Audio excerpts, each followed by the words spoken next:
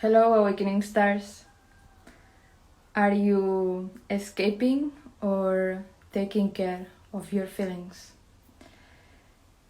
Today I'm talking about tomorrow's new moon at 23 degrees of Leo, 29 degrees of Cancer in Sidereal. And this one is continuing what started with the Lionsgate and the last quarter, which I already posted something about it, about Venus retrograde, which is still retrograding. And this one is wild because we had, first thing is that right now we are black mooning and we are transitioning from the last quarter into the new moon. So it's a moment to go deep within, into the cave, for a new beginning. But always, the last quarter is always giving clues about the next cycle, which we are starting tomorrow. And this one started with the Lionsgate 8-8, and we had the Maui fires. And this is very meaningful because Maui represents the heart chakra of the earth. And we have the moon in conjunction to, it's a new moon, so the moon is conjunct the sun. And it's also in conjunction to Venus and Lilith. So we have here the three feminines. We have the moon, we have Venus, and we have Lilith. And this is talking about suppressed desires and needs that are coming up. And they're coming up strong and wild because it is not a time for... It feels like the feminine has been suppressing its energy for a long time, and there has been this imbalance with the masculine. We have also seen this in movies like Barbie, which show themes that we are living on a personal, on a collective level. And this is actually an amazing time. Change is always it always takes courage, but this is only a sign of the amount of energy that is available. And at this point it's important to keep calm, because even though it can look like taking steps behind, it's actually what's taking these steps behind is the ego, because the sun and the moon in the tropical system are in Leo. So this represents questioning themes of the masculine ego. And then usually this can end up in a feeling of going around trapped into something that we cannot escape and trying to escape. But actually this is an opportunity to turn this energy around, because it's really powerful if we use it, if we are conscious of it and we are using it in our advantage. And we're really opening, which I already talked a little bit about, to the playground of infinity. There are no limits for human beings now, but we're still getting our minds around it because it's difficult to grasp. And also we are upgrading ourselves and our physicalities, our vessels, our bodies, to be able to ascend with the earth, because she is leading and the feminine is leading at this point. But for that to be possible, there has to be an interchange of power. And since there has been this imbalance for a very, very, very long time, now there is this research of the feminine that it can become even like wild, because there is all this energy that is suppressed that has to come up. And this is not like, like getting a little wild.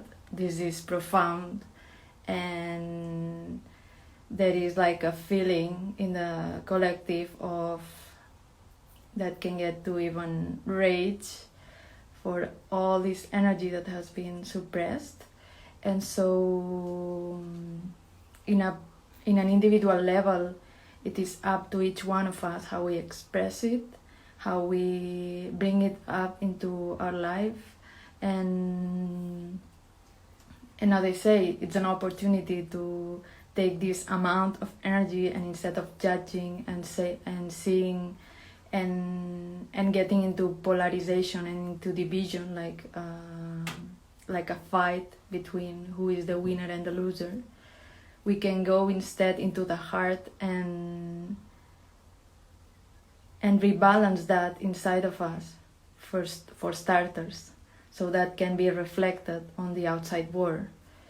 So how do we do that? How do we start that change?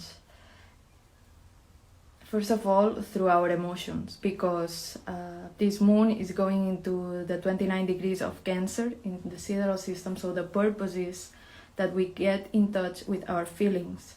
Like Leo is a sign that, and in the third decan, it's the decan of Gemini. It's very in contact with the inner child, but the version of the inner child that it's more like, pay attention to me, and trying to grab attention through your words, or through your mind, or through your intellect. And it's not a moment for that, because if we go through that route, it's very easy to end up like feeling like escaping, or getting into, because it's going into Aquarius, the decan of Sagittarius, which would be its opposite, to compensate it. And it's very easy that we end up feeling like in prison. But it's a prison that we create ourselves every time we try to grab that attention from the outside, because this is it's an inner journey. So, and we are, especially now, because we are in the new moon phase, and most of the action now it's happening inside. So it's a time to reflect, and not necessarily intellectually, but to feel, and to give the necessary space to that emotion, because it's an emotion that it's not from 2 days ago. It's an emotion that has been boiling up for many, many, many years, and it's important that we give it its space, and a space that it's safe to be expressed, and that we balance ourselves within. And you always know what's important to pay attention to in your life, in your individual life, because emotionally there's no way you can ignore it. And the thing here is that it's doing an exact square to Uranus, which was already in the last quarter doing this square with Venus, and now the moon is joining the party of this Leo stellium. So it's what is characteristic of this, it's unpredictability. Like you don't see it coming, and this is the wild element as well. So as I say, it's a time to observe, not to take much action outside, more to observe and to see how the outside is always reflecting inner themes. And yeah, because it's like this idea of the feeling is a healing. If we are able to go inside and heal inside each one of us, then like the power is ours to make a huge change in the world, because it's all energy. So it's how we navigate it, it's how we surf it. And even if we see that huge wave coming to us and it seems like we have no control, because Uranus, it's a transpersonal planet, it's like things that we cannot control, we can actually see that our soul is always working in our favor, even if it doesn't look like in the short term, because as humans we tend to look a lot into the short terms, to quick fixes and so on.